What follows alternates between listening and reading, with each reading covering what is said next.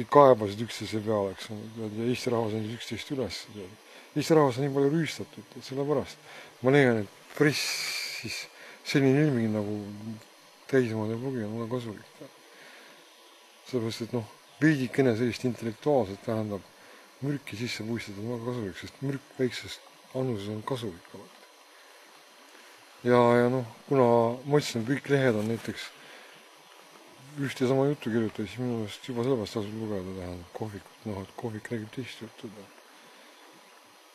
Ja näiteks, mis puudutab budismi, siis ma käisin põhjas, istusin, tulin tagasi. Ja siis hakkas minu nukke rännak siin Eestimaal, ma just hakkasin inimesi otsima, selles mõttes, et kes on huvitavat. Mis sa seal põhjas tegid? Istusin kinni. Mille eest? Ma tavaliselt olen rääkinud, ma varastasin moosid ja sellepärast, aga see oli, meil oli Karjalas, tahtsime täna Soome pageda, mina tahtsin ära minna Indiasse tollal. Ja siis olid võeti meid tähendab kinni ja siis ma istusin mitu aastat põhjas taga kumis üleval sellepärast. Nii ma võiksin sõita Indiasse iga päev, ei ole mingit probleemi. Ma leian seda, et kommunistid on minuga äärmiselt alatult käitunud. Arnold on selles natuke see süüdi näiteks ja teine seeskond, kui panna litte see kuhu see jõuk rahvast. Ja siis ma arvan, et põhjas olek oli õudselt kasulik, sellepärast, et ma nägin maailma ja nägin nõukogude võimu ja kommunistliku ideoloogia teisest aspektist. Kui ma tagasi tulin, siis hakkas õudne jama pihta sellest, et KGB sõitsin mul kogu aeg selga, igalebas neid lasin nüüd Saaremaale elama, ja nii edasi. Ja siis ma hakkasin lugema. Mitte sellepärast, et KGB mulle selga sõitis, aga lihtsalt ma tahtsin lugeda. Harida ennast, sest ma olin selle ajal, kui kõik läksid ülikooli ja kooli, mina istusin kinni.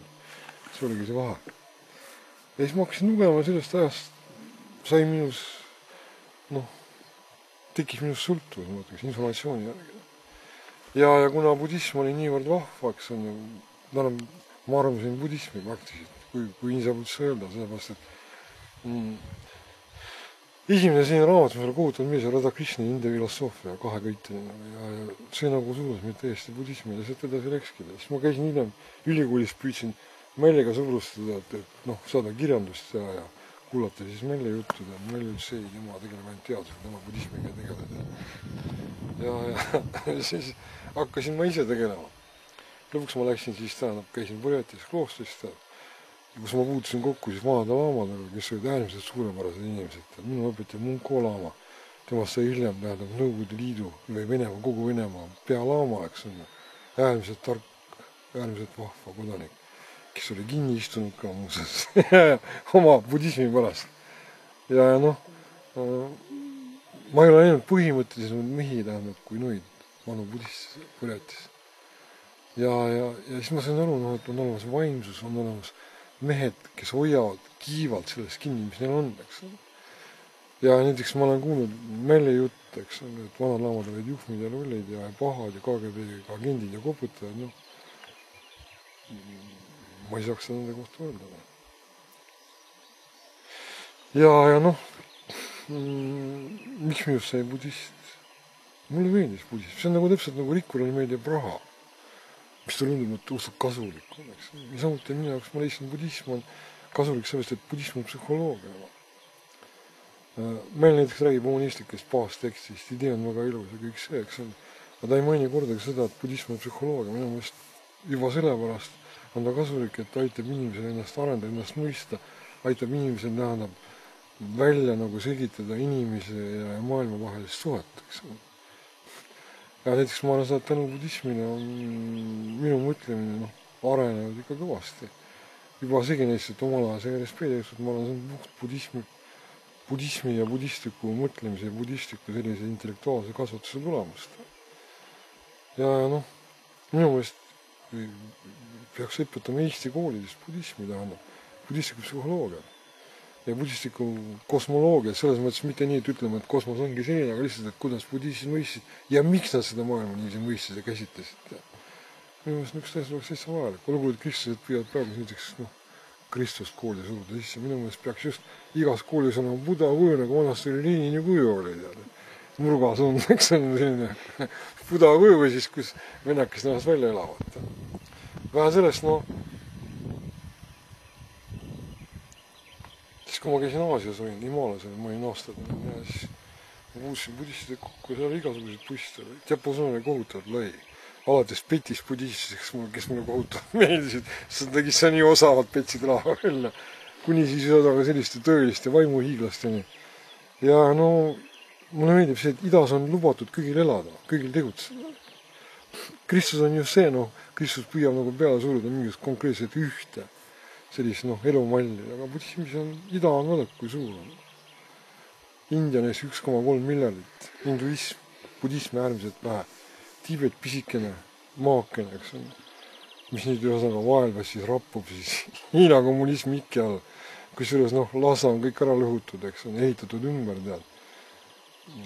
Vana budism on kadunud, eks on, praktiliselt, kõik on muutunud, budism ütleb, kõik muutunud maailmas. Minu meelest budismis on niivõrd palju tõdesid, noh, et neid ei ole mõtet isegi lugeda, see võtaks minu meelest mitu aastat aega, kui hakata rääkima näiteks kaameras. Budismist minu meelest no, Eesti rahvas lausa januneb budismi järgi, et arendada ennast ja laiendada nende teadmise suhtumist. Ja budism annab võimalus näiteks võrrelda idat ja lääst, eks on, budismi ja Kristus näiteks. Kristus on olemas üks jumal, eks on, monoteism, nagu ma ütlesin. Budismis on neil lõpmatu aru, eks on. Kristus räägib näiteks, ütleme, ajas kui konkreetsest mõisteks. Budismis öeldakse, et aeg on igavene lõputu. Arenguimuades on lõputu aru, selle võrra on budism lihtsalt rikkalikum. 100 muud asja ka veel siia juurde. Budismi kultuur ise, eks on, kõigi oma erinevate nähtustega. Budismi teist Mahajana, Hinajana, Vajrayana. Pluss veel Tiibeti budismi koolkonna näiteks, mis kuuluvad Mahajanasse. Vanasti, kui ma teadsin väga vähe budismi, siis minu budismialane loeg mahtus 24 tundi tead, ja ma rääkisin kõigile. Nüüd on niiviisi, et no, minu meelest mulle tundub, et mulle jätkuks isegi no, paaris nädalas, siis ma leian alati, no, et mõtet on rääkida, vaid pigem on nii, et noh, budismi tuleb tegutseda, tuleb õppida, tekste, budismi ajalugu. No, kõik seda, mis on seotud rituaal, värki asjada. Ja ma ütlesin, budism on psühholoogia. Ja budism arendab inimest, budism annab mõista, noh, et see maailm on hoopis midagi muud, kui see, et meie ja Jumala suhelda. Budism ütleb, ise oled oma õnne sõpp. No. Juba see tõde maksab kohutavalt palju, ma arvan. Ja eestlased ei olnud ju kristlased, eestlased ei olnud ju monotismid, Eestis oli pagan usk ja minu meelest budism on ju kõik pagan usud on nendesse sõnumis, Mongoolias, šamanism, eks on omal ajal oli, Buriaadid, Tuva, noh, kalmükid on ka mongolid, eks on praktiliselt. Nii et tänu muuseas näiteks eestlasele Karl Tõnissonile jõudis budismi lausa, ma räägin, Euroopasse seda. Esimene niuke, noh, Hinajanas, Terevadas kuulutatud bodhisattvaks pühaksuks eestlase. Ja minu meelest on näitaja. Vähe sellest, Tõnisson oli ka täiesti niuke iseseisvuse eest võitleja, sellepärast, et Tõnisson ütles, no, et tuleb rajada Pan-Baltoonia. See oli siis ühesõnaga paralleeliks siis pan-mongolismile tead. Tema kujutas ette, no, et Eesti piir on vastu Tiibetit, eks Himaalajas, no kujuta ette, mille kohutav ja intellektuaalne, eks on okupant oli Tõnisson tegelikult. Tänapäeval Mell ja kogu seltskond ütleb, et ta on lihtsalt turakast. Ei, ta ei olnud seal. Lihtsalt tema selline arusaam maailmast ja haare oli hulga suurem, kui näiteks meie kohalikud journalistid on nüüd vastu võtma. Nii minu meelest juba Eestis on olnud budiste, kes on väga edukad olnud ja väga tublid olnud, näiteks ma ütleksin.